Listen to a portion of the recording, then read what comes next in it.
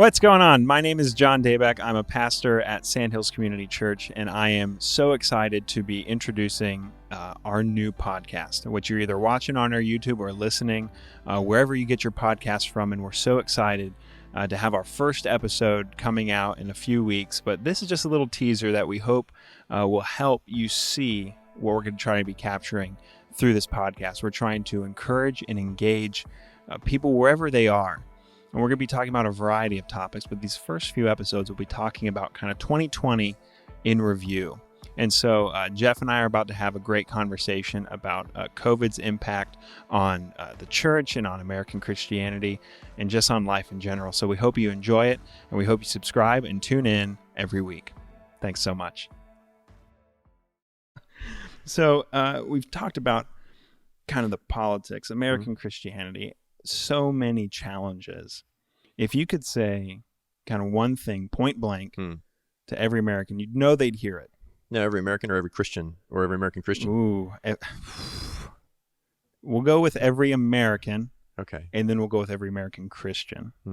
If you could say one thing to them, what would you say? To the American first. Oh, to the American. This is good. You know, so we are marked by our independent spirit. I mean, that is how we're wired.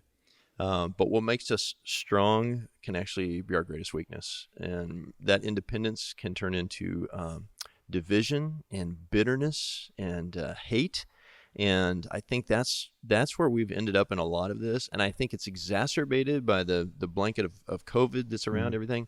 So you're tense anyway, you're angry anyway, you're frustrated at the world anyway, you have nobody to blame. And so if you can just find an enemy, you become all the more volatile. And I'm concerned about that. So if I could say one thing, like, could we work together?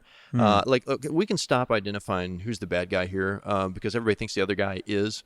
And truth be told, we probably all have a little bit of that in us.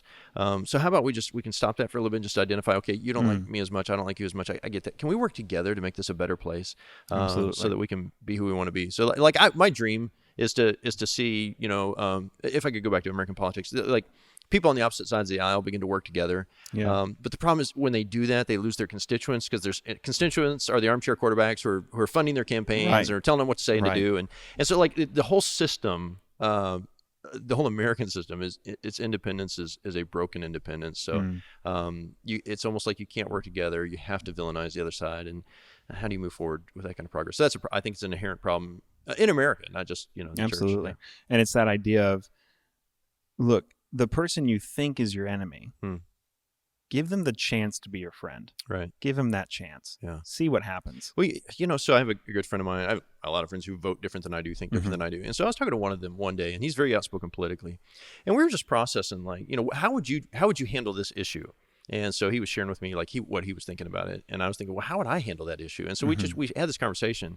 I thought, man, if that could just happen in the political sphere for real, where you got two people who are like, hey, let's solve this issue together. And here's the deal: I know I got to concede on some stuff, and you'll have to concede on some stuff, but maybe we could work together to make some great things happen. Now, I do think at the end of the day, that's what makes America great, is that we can kind of have that. And it is probably dangerous to have one side dominate the whole thing. So it's helpful to have other perspectives, but I just wish we could work more in a spirit of cooperation.